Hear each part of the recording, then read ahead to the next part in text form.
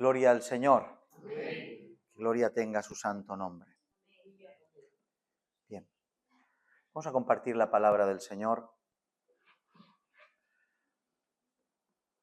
Vamos a iniciar un tema que no sé exactamente cuánto durará. No creo que sea excesivamente largo. No lo tengo fragmentado o separado. Tengo todas las notas ahí. Por tanto, el proceder será el siguiente. Iremos avanzando con la ayuda del Señor, conforme entendemos, según la dirección de su Espíritu. Cada vez que el Señor nos lo permita, iremos pues deteniéndonos y avanzando conforme el Señor nos lo permita. ¿Les parece? Así que vamos a iniciarlo y veremos a ver hasta dónde podemos llegar en el día de hoy y en los días siguientes, ya que no quería que terminara el año sin hablar acerca de esto. Por tanto, hoy vamos a hablar de un tema que debería ser esencial en medio de nuestras congregaciones. Hablo de la Iglesia Universal, no solo de Casa de David o Iglesias Hermanas, sino en medio de la Iglesia Universal.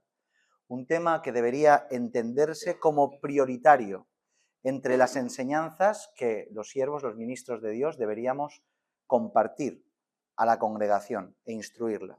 Un tema que tiene que ver con una de las decisiones más importantes que un hijo de Dios o un hombre o una mujer en particular va a tener que tomar en su vida, un tema que si se desconoce, un tema que si no se atiende, las consecuencias pueden ser catastróficas y en la mayoría de los casos imposibles de rectificar, al menos en su marco general. Y el tema, que igual algunos ya lo sospechan cuál es el tema, y nos estamos refiriendo a lo que significa y es el yugo desigual. Amén. Por tanto, acompáñenme por favor a 2 Corintios capítulo 6, versículo 14. 2 Corintios, y vamos a tomar este texto como base para empezar. 2 Corintios capítulo 6, el versículo 14.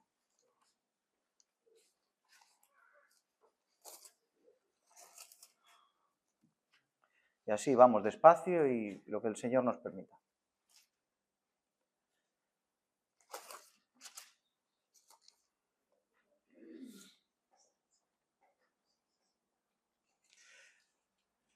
Y vamos a leer la primera parte del versículo simplemente. ¿Amén? ¿Lo tenemos?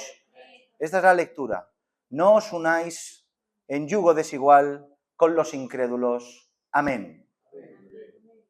Lo voy a volver a repetir. Esta voz que tendría que resonar en todos nuestros oídos y en todos los lugares. No os unáis a yugo desigual con los incrédulos.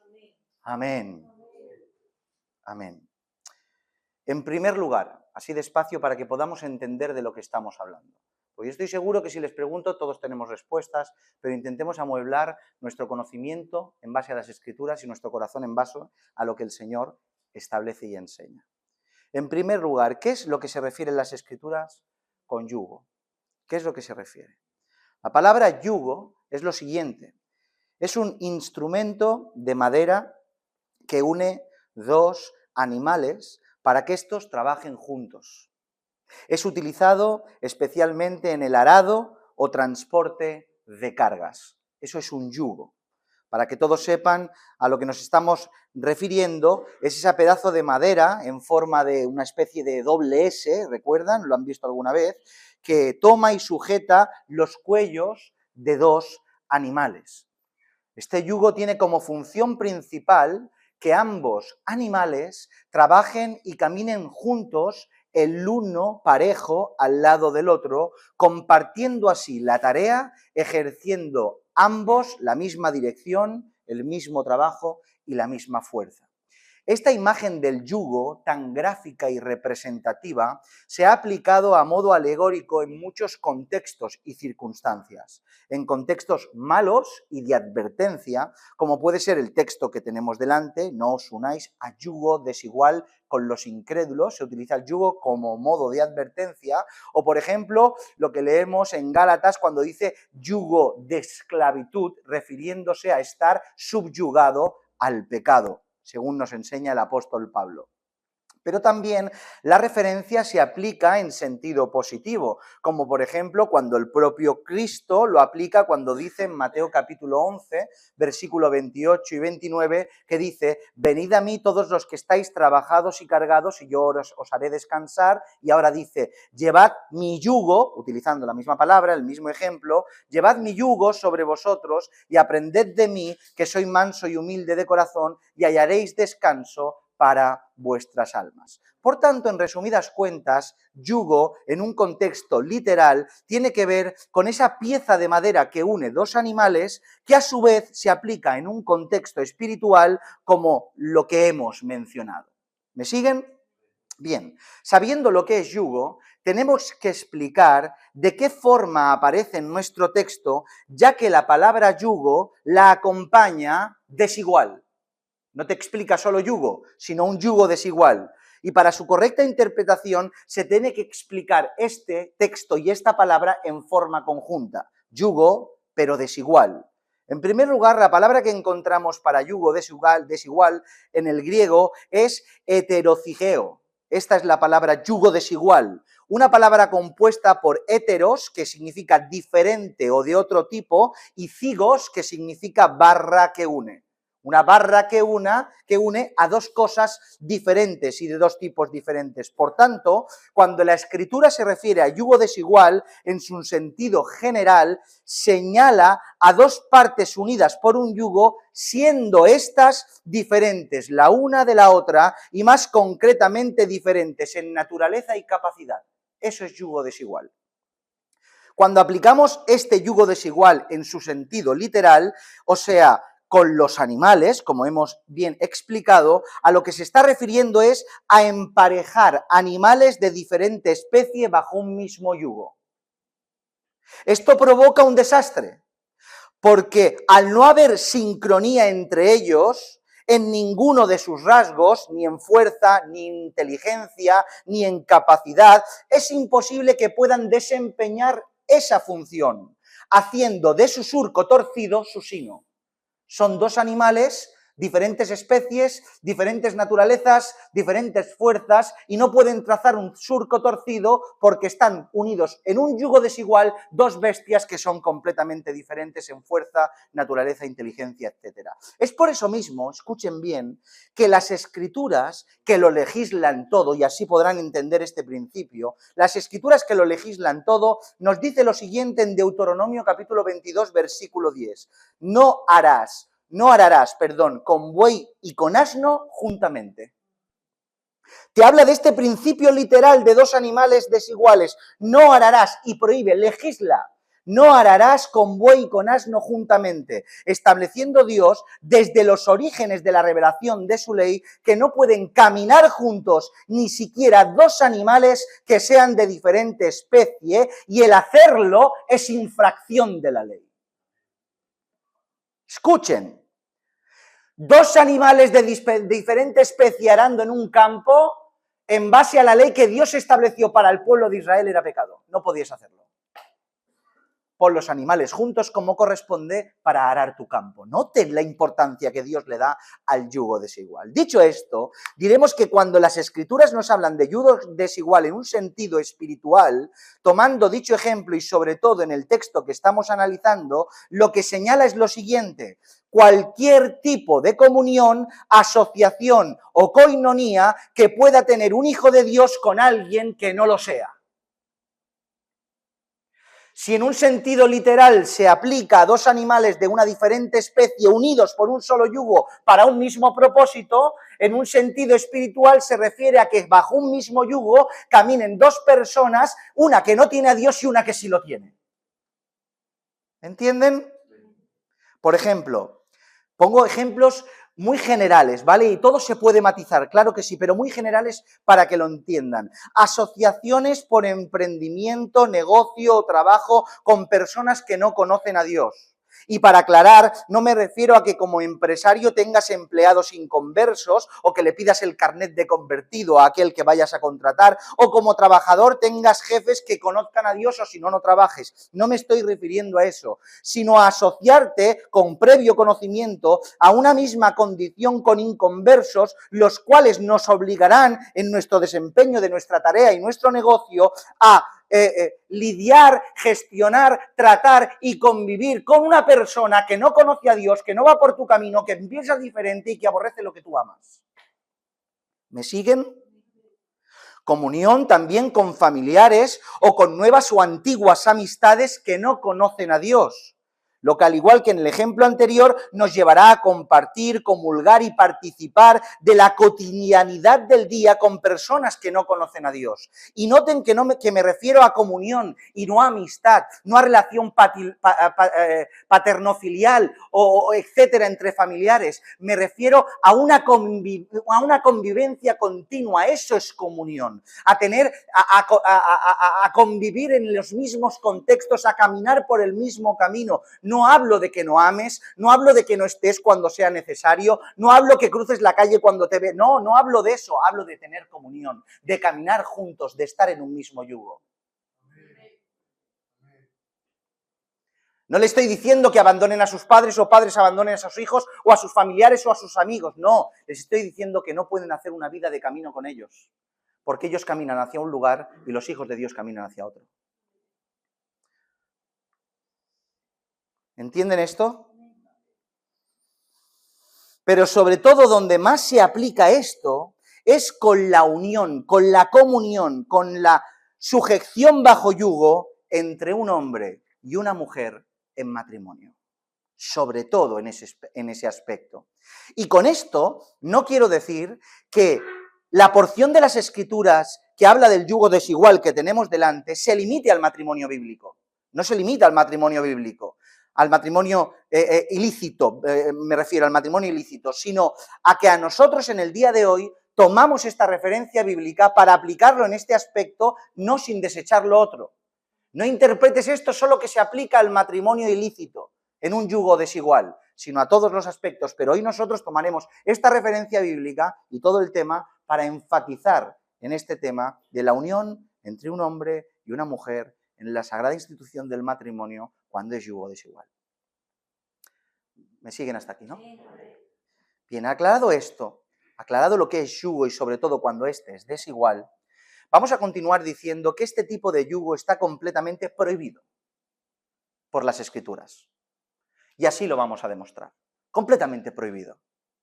Y cuando hayamos pasado por ellas, no habrá opción a la cavilación. No habrá opción a las cuentas, no habrá opción a la excusa. Los creyentes que verdaderamente lo son, solo se pueden sujetar a lo escrito, aunque les cueste y les duela. No estamos aquí para dar opinión, no estamos aquí para decir lo siento, lo veo, lo creo. Estamos aquí para someternos al yugo de la Escritura. Y lo que diga la Escritura, si verdaderamente somos hijos de Dios, tiene que ser aceptado sin ningún tipo de parche, de mentira, de subterfugio por parte de la Iglesia que ha dicho sí a Cristo. ¿Me siguen? Si la Escritura lo ordena o si la Escritura lo prohíbe, nosotros solo tenemos la opción de la obediencia. Citemos rápidamente, porque quiero avanzar rápido, 3 versos del Antiguo Testamento y 3 versos del Nuevo Testamento para tener una panorámica general de dicha prohibición.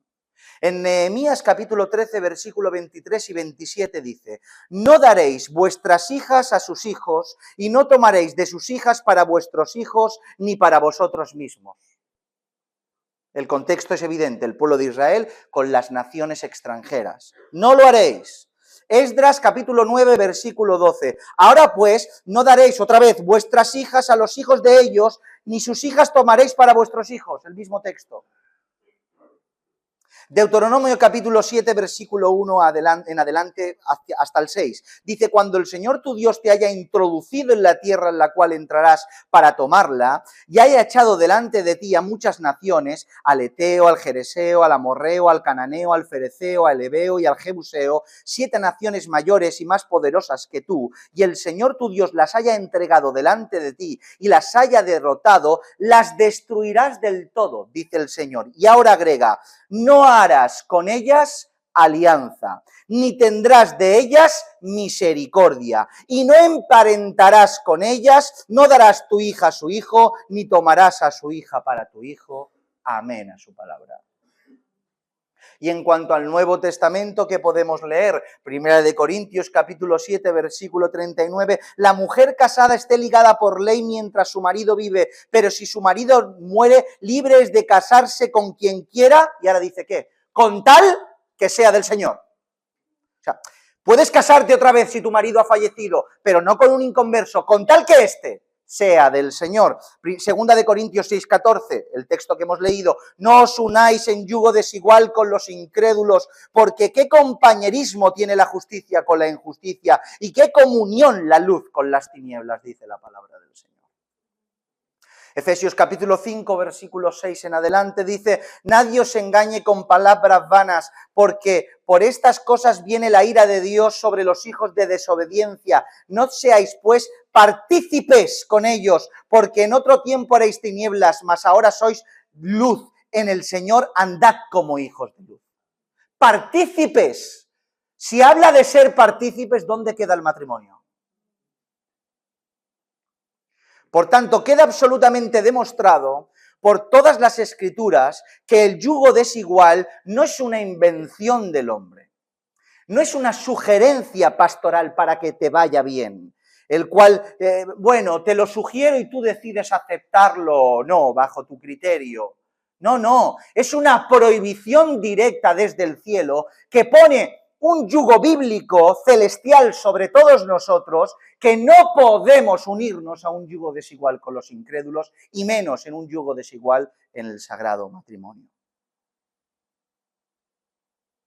Un mandamiento directo de Dios. ¿Qué les parece esto?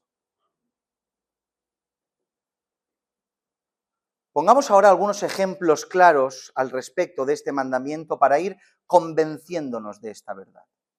Y no hay mayor ejemplo del que vemos en el principio. Siempre en el principio encontramos el génesis de todos los ejemplos, nunca mejor dicho. En el principio de la creación podemos ver unas marcas distintivas y esenciales en el primer matrimonio de la humanidad. Marcas esenciales y vitales. Y gracias a dichos principios que vemos implementados en la primera unión matrimonial entre Adán y Eva, podemos apreciar la importancia de que esta unión esté en perfecta sincronía, que sea un yugo igual, no un yugo desigual. Vemos como Dios vio que no era bueno que el hombre estuviera solo, y es por eso que le dio una ayuda idónea, lo que en el original sabemos que es una ayuda contraria, una ayuda enfrente tuya, Adán. Alguien que sea contrario a ti, no en un sentido negativo, sino positivo. Contrario no es algo que tiene que ver con opuesto, lo que sería un yugo desigual. O sea, Dios dio a Adán un yugo desigual, para nada. En absoluto tiene que ver con eso. La mujer es todo, contrario significa que la mujer es todo lo que el hombre no es. Que la mujer es el complemento perfecto para el hombre y el hombre el complemento perfecto para la mujer. Porque todo lo que no es la mujer es el hombre y todo lo que no es el hombre es la mujer. Por tanto, son contrarios en este sentido y se complementan cuando se unen. Todo lo que la porquería de este mundo te enseña es todo lo contrario. Mira lo contrario y acertarás. Por eso Eva salió de la costilla de Adán, siendo así carne de su carne y hueso de sus huesos, una perfecta ejat, una perfecta representación de lo que es Dios en su seno trinitario, una ejat compuesta, el hombre y la mujer en una sola carne en perfecta unidad compuesta. Por tanto, aunque la mujer y el hombre son absolutamente diferentes en cuanto a roles, en cuanto a atributos, en cuanto a cualidades, se diseñaron para que sean semejantes y convivieran completamente juntos. ¿Me siguen? Que sean iguales para que caminen en un mismo camino, en un mismo propósito, para que puedan trazar un mismo plan y una misma senda, se necesita que fueran, que estuvieran perfectamente en sincronía, siendo la cabeza Dios de los dos, no solo de uno. Así pues, el propósito de Dios en cuanto a la unión del hombre y la mujer parte de los principios que encontramos en la creación con el ejemplo de Adán y Eva, y lo que descarta de facto cualquier tipo de yugo desigual en un matrimonio. Pero veamos un par de ejemplos más. Vamos a ver un ejemplo de obediencia y un ejemplo de desobediencia, de ver cómo las Escrituras nos muestran esto y compensan y castigan al mismo tiempo. Vemos en primera instancia a Abraham. Podemos ver cómo en el momento en el que tenía que buscar esposa para su hijo Isaac, ¿qué hizo? Abraham fue de peregrinaje, fue caminando, salió de su tierra y de su parentela y empezó a caminar, y cuando su hijo necesitaba ya, estaba en edad casadera y como padre buscó esposa para él, no buscó de lo que veía a sus ojos. No le buscó una mujer rápidamente. Dice Génesis capítulo 24, versículo 2 al 4. Y dijo Abraham, un criado suyo, el más viejo de su casa, que era el que gobernaba en todo lo que tenía: pon ahora tu mano debajo de mi muslo, y te juramentaré por el Señor, Dios de los cielos y Dios de la tierra, que no tomarás para mi hijo mujer de las hijas de los cananeos, entre los cuales yo habito, sino que irás a mi tierra y a mi parentela y tomarás mujer para mi hijo Isaac. Podemos ver cómo el padre Abraham, como hizo juramentar sobre la señal del pacto que Dios hizo con él mismo Abraham, y le hizo prometer que no buscaría para su hijo, él que estaba a cargo de todo, hija entre los cananeos, sino que irás a la casa, a mi casa, a buscar mujer para mi hijo, entre mi parentela. Porque Abraham sabía que entre las mujeres cananeas no podía haber yugo igual con su hijo. No podía haber seguido el plan que Dios le mandó, porque era una mujer diferente, un yugo diferente, con un Dios diferente, con una cultura diferente, con una creencia diferente, y no le convenía para nada a su hijo. Por tanto, queda clara la importancia de la unión lícita y la gravedad del yugo desigual, ya que Abraham entendía todos estos principios. En Abraham nos la traemos para la casa y todo, y la hacemos a nuestras costumbres. Abraham no pensaba así. Abraham no tenía esa idea. Abraham dice, no. En el corazón de estas mujeres están otras cosas, diferentes a las nuestras. Ves a mi tierra. Aleluya. Amén. Pero pongamos ahora el lado opuesto a la obediencia de Abraham, que podemos ver, como no, a Sansón. Sansón, un juez de Israel, puesto por Dios para liberar al pueblo con su ejemplo y su voz. Y en cambio desobedece y toma para sí mujeres que no les correspondía tomar. Por un lado toma a la mujer filistea de Timnat, y luego toma a la que conoce todo el mundo, la más famosa, a Dalila, del valle de Sorek, ignorando el consejo de Dios y el consejo de su padre. Fíjense qué negligente Sansón. Dice Jueces capítulo 14, versículo 3, y su padre y su madre le dijeron, sabios sus padres, su padre y su madre le dijeron, no hay mujeres entre las hijas de tus hermanos, ni en todo nuestro pueblo, para que vayas tú a tomar mujer de los filisteos incircuncisos, Sansón. No hay mujeres aquí para que te vayas fuera. Y Sansón respondió a su padre, tómame esta por mujer, porque ella me agrada. Sin más. Sansón anteponiendo su deseo a la obediencia. Sansón anteponiendo lo que vieron sus ojos a la verdad de Dios y al consejo de sus padres. Y por ignorar la directriz de su padre y sobre todo las directrices de Dios, sabemos cómo terminó. Engañado por una mujer, apresado por la otra, abandonado de Dios para acabar preso, ciego y al final muerto. Ya tienes lo que deseaste, Sansón. Porque el yugo desigual, que para muchos es irrelevante, es de grandísima importancia. A ver si lo entendemos. El yugo desigual, que para muchos, bueno, es inmensamente importante para Dios. Sigo preguntándome quién dio la licencia para ser señores sobre el mandamiento. Sigo preguntándomelo. Decidiendo qué es importante y qué es lo que no lo es en medio de la congregación. Decidiendo qué obedecer y qué ignorar. ¿Quién dio la licencia a los hombres para tal locura? Me asusta la frivolidad con la que se actúa sobre todo esto. Como si la voz de Dios diera esta ordenanza como sugerencia. Y nosotros tenemos la oportunidad y el derecho y el privilegio de decir, bueno, Señor, déjame a mí decidir. ¡Qué locura!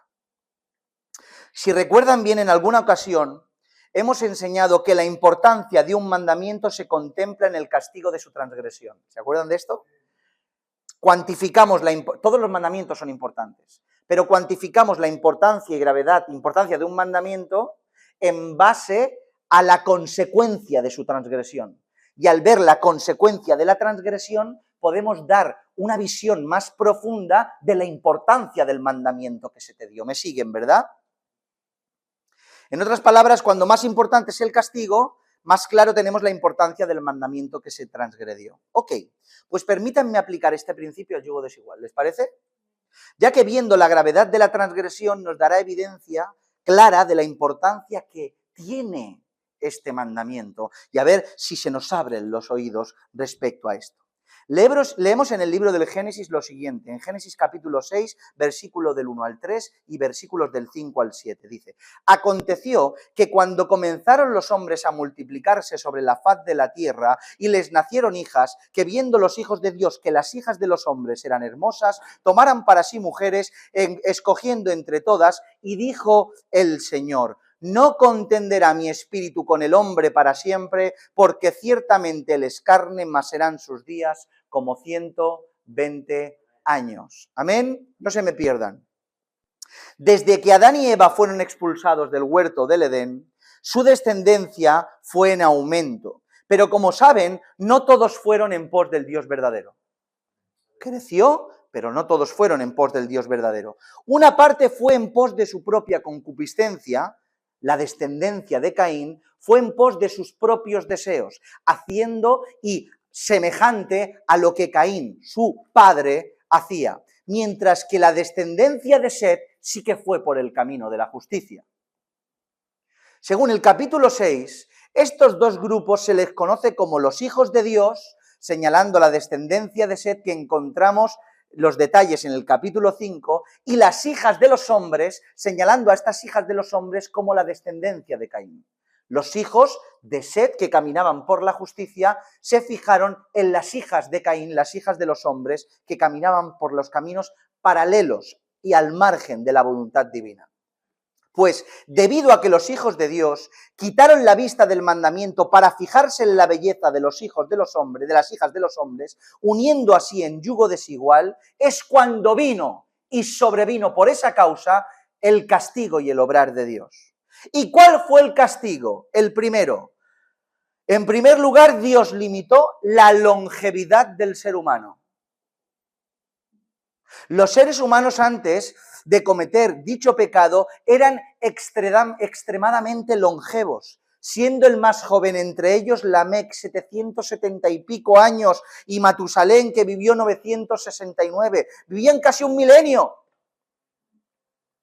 Pero después de unirse a yugo desigual y sentenciar el Señor que no contendería mi espíritu con el hombre por 120 años, su edad se vio limitada a esos años y es por eso que vemos el descenso de la longevidad de los hombres paulatinamente hasta llegar a Abraham, que vivió 175 años, o Moisés 120, o después que dice la vida de los hombres de 70, 80 años, como en la actualidad.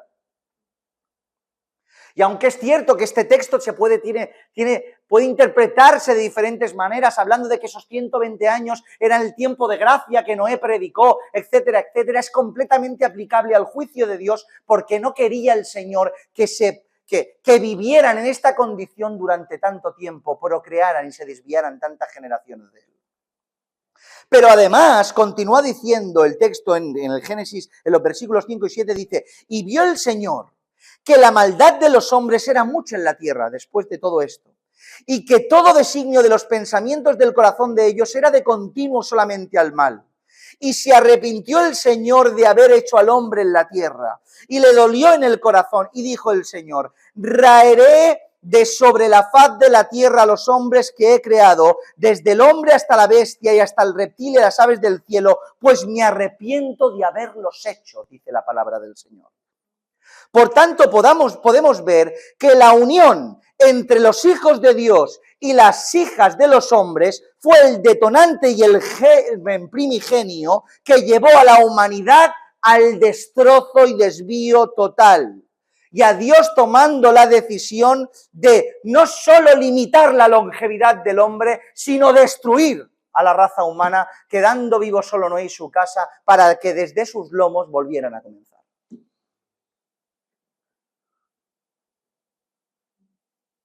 Porque empezaron a desviarse, empezaron a poner sus ojos donde no correspondía. Así pues, si la importancia del mandamiento puede establecerse por la gravedad de la transgresión, ¿cuán grave no será unirse a yugo desigual si esto provocó o fue una de las cosas que provocó el desvío de la humanidad a la obediencia y voz del Señor, que derivó al castigo y su juicio? Sí, mis hermanos, una mirada inoportuna fue una de las causas que acabó con la raza humana. Poner los ojos donde no se debía y hacer como Sansón. Tráeme a esta que me agrada. Y a pesar de ellos, ¿seguimos un rato más? Sí. Y a pesar de ellos, miles de cristianos e iglesias sin darle la importancia que le corresponde al yugo desigual.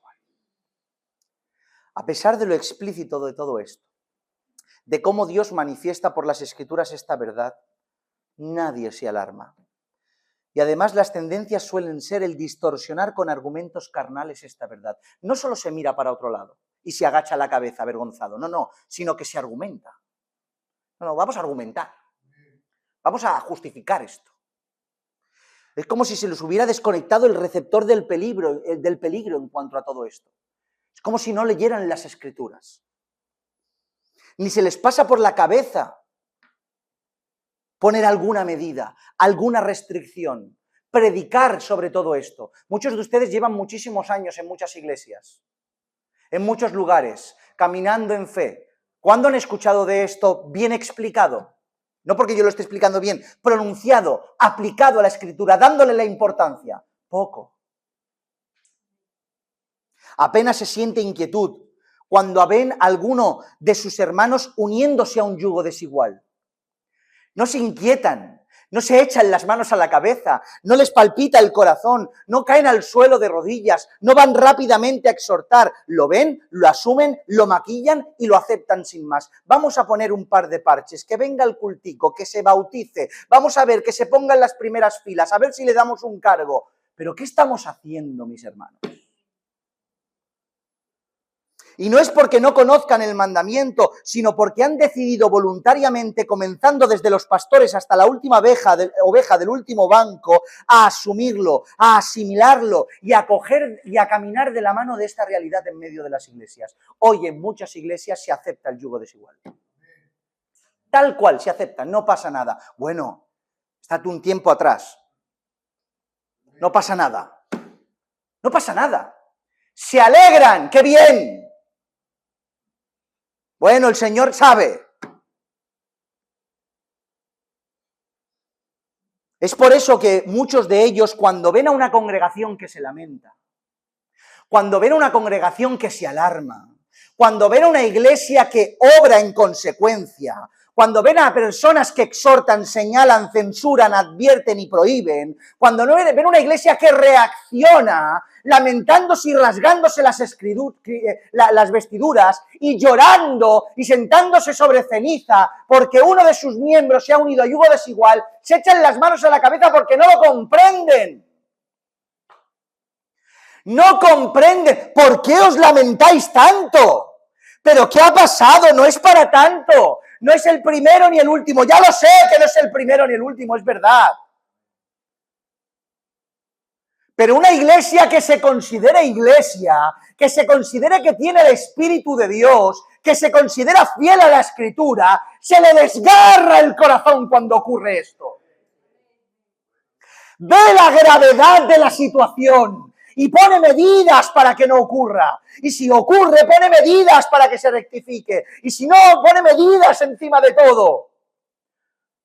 No hace como si nada pasara, cogiendo de la mano el pecado y metiéndolo en la iglesia como si nada pasara. ¿Qué locura es esta?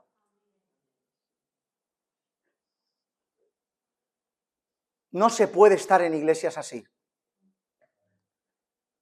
No se puede estar en lugares donde no se tome en serio la Escritura. Porque estamos expuestos a que nos pase de todo. Voy a volver a repetirlo. Esto no es decir, a nosotros no nos pasará de nada. No, estamos expuestos a todo y a todo lo peor. La diferencia no es lo que pase, la diferencia es cómo actuamos según las Escrituras.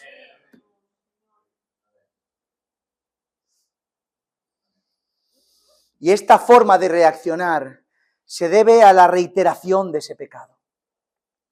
Y en el actuar irresponsablemente a pesar del mandato de Dios, provocando así que en sus corazones ya estén completamente endurecidos e ignoren por completo las terribles consecuencias e importancia de tomar una decisión así, dejando de ser consecuentes a lo que ocurre. Porque ya estoy endurecido, ya me da igual, no me sorprendo. Es más, miro a mis hijos y pienso, doy por hecho de que probablemente a ellos también les pase. Y ya lo dan por hecho.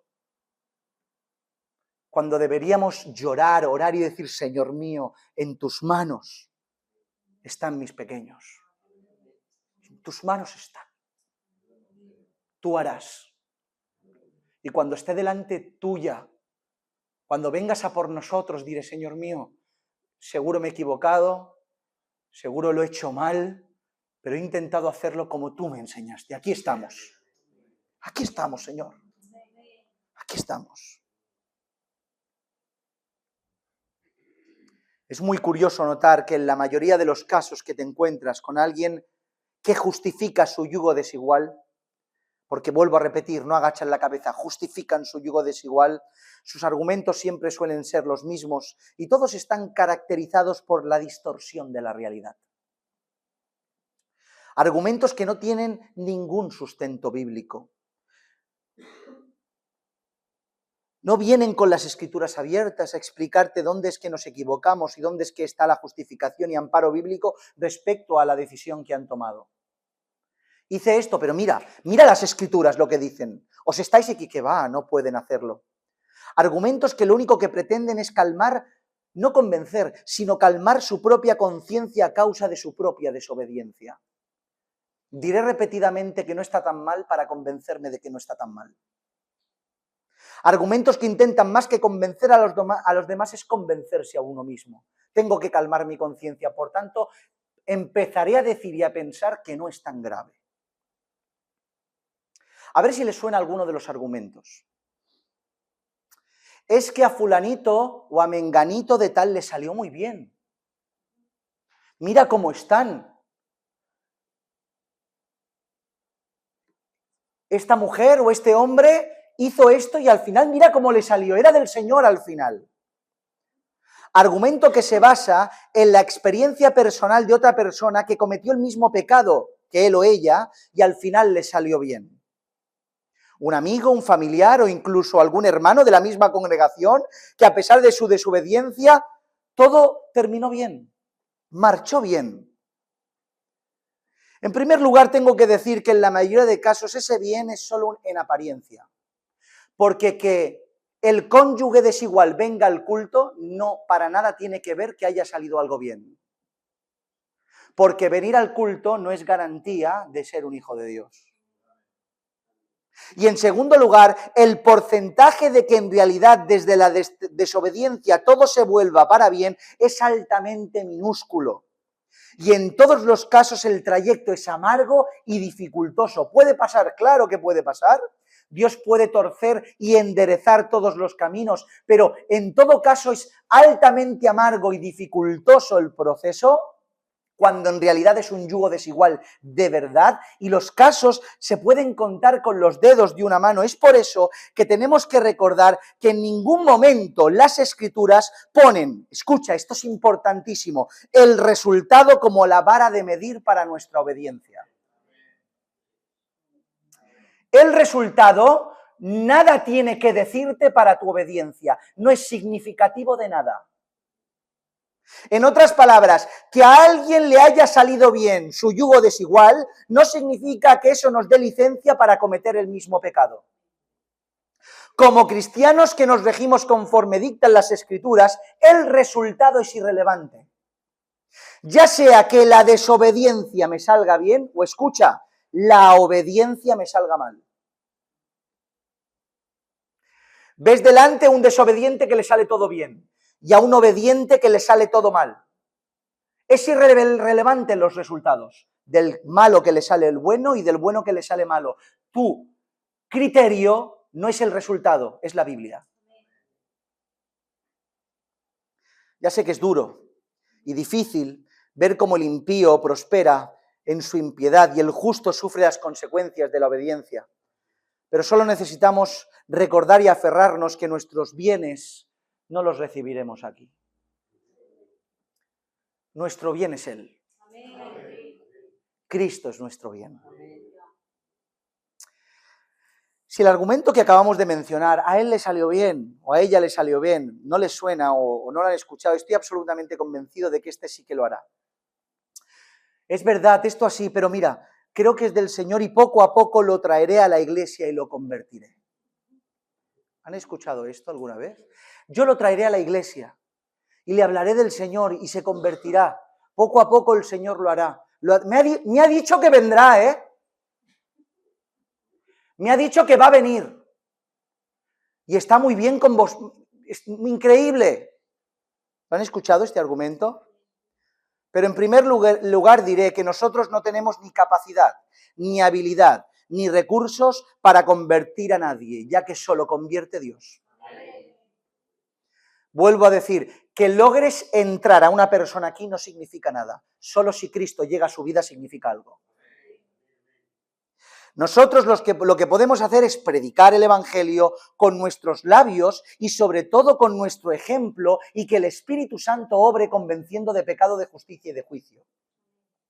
Pero precisamente desde aquí es donde se cae dicho argumento. Porque si nosotros tenemos que predicar con nuestro ejemplo, este argumento se cae por su propio peso. Porque ¿cómo voy a predicar a alguien la verdad cuando yo mismo doy el ejemplo contrario a aquel que quiero convencer? Quiero convencer a alguien de que Dios es lo más importante cuando yo le estoy demostrando con mi propia acción que no es lo importante. Quiero predicar que el Evangelio es la verdad, que Cristo es lo más maravilloso, que tienes que venir a la iglesia y que no podemos desobedecer y que el Señor y que la Biblia y que todo, cuando en realidad tú, el que estás delante, ha desobedecido para estar con él o con ella. Pero ¿qué argumento quieres dar si tú le has preferido a él o a ti mismo que a Dios? ¿Qué credibilidad tienen tus palabras a decirle a tu novio, a tu novia, a tu futuro marido o mujer que Dios es lo más importante cuando él o ella ven que no, que ha sido él o tu propio deseo? Dios es secundario, ese es el mensaje. ¿Te da igual lo que Dios te enseñó? Ese es el mensaje. Por encima de todo están tus deseos, estoy yo, tu amor que tienes hacia mí, no Dios. Ese es el mensaje. Y con ese mal testimonio, ¿qué queremos convencer? No podemos convencer. Por tanto, nuestras palabras pierden toda fuerza para predicarle ni a él ni a nadie, ya que mis hechos le quitaron la credibilidad a mis argumentos. Pero no solo no podemos convencer a nadie desde las bases de la desobediencia, sino que además, y para postre, los convencidos seremos nosotros. Porque lo impuro siempre termina contaminando a lo puro. ¿Qué se creen que? No, la luz vence a la oscuridad, sí, cuando haces lo que corresponde a la luz. Si no haces y sigues las directrices para que la luz brille, la oscuridad te come. Porque nos enseñó las Escrituras, permítanme, dice la Escritura en Ageo capítulo 2, versículo 11 en adelante, dice, así ha dicho el Señor de los ejércitos, pregunta ahora a los sacerdotes acerca de la ley diciendo, si alguno llevare carne sacrificada en la falda de su ropa y con el vuelo de ella tocare pan o vianda o vino o aceite o cualquier otra comida, ¿será santificada? Y respondieron los sacerdotes y dijeron, no. Y dijo Ageo, si un inmundo a causa del cuerpo muerto tocare alguna cosa de estas, ¿será inmunda? Y respondieron los sacerdotes y dijeron, inmunda será. Y respondió Ageo y dijo, así es este pueblo y esta gente delante de mí, dice el Señor, y asimismo toda obra de sus manos y todo lo que aquí ofrece es inmundo. Porque lo puro no purifica lo impuro, sino que se tiene que apartar de lo impuro, porque cuando lo impuro toca lo puro, lo contamina. Es por eso que Pablo dice, abrazad y convenced y transformar la idolatría. ¿Dice eso Pablo? Que dice, huid de la idolatría, corred por vuestras vidas, salid de ella, pueblo mío, para no ser partícipes de las plagas. Lo puro tiene que alejarse de lo impuro y no intentar purificarlo, ya que él quedará completamente impurificado. Por tanto, pretender atraer al Señor a alguien impuro no será una buena tarea. Probablemente en el mayor porcentaje, el que aparentemente o quizá era puro, quedará contaminado por lo impuro, porque decidió voluntariamente contaminarse. No es que cayó en un pozo que no se dio cuenta, abrazó voluntariamente la inmundicia. Una decisión voluntaria, una decisión cabal, una decisión consciente de abandonar lo que Dios ordena para abrazar lo que Dios aborrece. Eso es la decisión de unirse a un yugo desigual. En realidad, y aunque obviamente no todos los casos son iguales, en su mayoría me atrevería a decir, obviamente no todos son iguales. Vuelvo a decir que hay matices en todo, pero hablamos en términos generales. En su mayoría me atrevería a decir que se despierta en todos aquellos que se justifican un pensamiento carnal y diabólico muy particular. Y es el siguiente. Primero obtendré lo que quiero y ya luego me arrepentiré. Ese es el pensamiento que se suele despertar en aquellos que quieren pecar y piensan en que después el Señor los perdonará, pero yo ya tengo lo que quiero, jugando a ambos lados de la cancha. Como si a Dios se le pudiera burlar, como si pudiéramos jugar con él cual trilero, engañándole con nuestras trilerías. Como los trileros engañan a los transeúntes. Como si Dios no conociera hasta el último resquicio de nuestros pensamientos, hasta antes de que estos se formen y se gesten en nuestro pensamiento. Esta es una forma perversa de actuar en el hombre y que ha sido censurada desde siempre, partiendo desde el propio pueblo y seno del pueblo de Israel, un pueblo que por causa de sus desvíos encontró en las obras una forma de justificación. Y aún así, miren lo que dice la Escritura.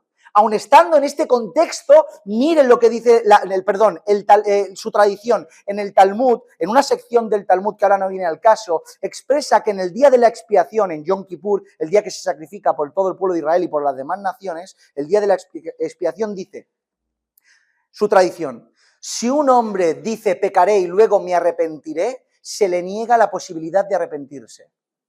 Si dice pecaré en el día de la expiación, se expiará por mí, el día de la expiación no le expiará. Dejando una enseñanza bien clara en el pueblo de Israel que caminaba con Dios incluso aunque después quizás se alejara, comprendía lo que significaba la teshuvá y el arrepentimiento verdadero y la expiación verdadera. Si tienes en tu corazón la intención de pecar para después expiar, la expiación que sigue al pecado no te expiará, porque tu corazón está desviado de la verdad. Pero la Escritura, que es lo que nos importa, nos dice otras cosas en cuanto a esto, como las siguientes en Romanos capítulo 6, versículo 1 y 2, dice, ¿qué pues diremos? ¿Perseveraremos en el pecado para que la gracia abunde? En ninguna manera, porque los que hemos muerto al pecado, ¿cómo viviremos aún en él? O sea, ¿pecaré para que haya gracia? No, no pecaré. Si peco, abogado tengo para con el Padre. En Hebreos capítulo 10, versículo 26 y 27 dice, porque si pecáramos voluntariamente después de haber recibido el conocimiento de la verdad, ya no queda más sacrificio por los pecados, sino una horrenda expectación de juicio y de hervor de fuego que devora a los adversarios. Como dice, si pecara conscientemente, voluntariamente, después de haberme arrepentido, si lo hiciera con todo mi corazón, si lo abrazara sabiendo que Dios me lo ha prohibido, el Señor parará tu ofrenda. Gálatas capítulo 6, versículos 7 y 8, no os engañéis, Dios no puede ser burlado. Pues todo lo que el hombre sembrare, esto también segará. Porque el que siembra para su carne, de la carne segará corrupción, mas el que siembra para el Espíritu, del Espíritu segará vida eterna. Esto es querer sembrar espinas y abrojos y querer recoger trigo fresco. Pero solo recoges trigo, solo recoges el producto si siembras la semilla apropiada. Por tanto, terminamos. Gracias al Señor, todo lo que teníamos pensado para hoy lo hemos dado. Terminamos. Temamos a Dios. ¿Qué les parece esta verdad para concluir? Temamos a Dios. Y creamos que podemos actuar, y creamos que no podemos actuar de cualquier manera sin consecuencia alguna. Si decidimos voluntariamente pecar, tendremos que asumir las consecuencias de nuestro pecado y disfrutar de lo que busqué, no de Dios. Recibiré una recompensa, pero no del cielo, sino de la elección en desobediencia que yo tomé. Pero no pretendamos burlar al Señor, porque Dios no puede ser burlado. Dios dictaminó su ley desde el cielo y nosotros debemos de cumplirla. Muchas cosas más tenemos que tratar en cuanto a este tema, muchas más. Y las iremos tocando durante estos días o estas semanas antes de que termine el año, conforme el Señor nos dé gracia. Pero sobre todo he creído apropiado hablar, traer lo más esencial. Obviamente no vamos a acotar todo el tema y no vamos a ser exhaustivos, como siempre digo, porque no tenemos la capacidad y porque no nos da el lugar de hablar matiz tras matiz, ejemplo tras ejemplo, pero que valga este sermón de hoy y todos los que sigan a para comprender esta verdad en medio de la Iglesia. Para que se diga bien alto, para que se grabe a fuego en nuestros corazones y en nuestras mentes, que nosotros no actuamos por actuar, que no actuamos según el criterio de nuestra mente, que no reaccionamos a lo que ocurre en base a nuestro propio criterio, que estamos sujetos a un yugo, pero no el desigual, al yugo de Dios, para la gloria de su nombre. Inclina tu cabeza, vamos a orar al Señor. Gloria al Señor.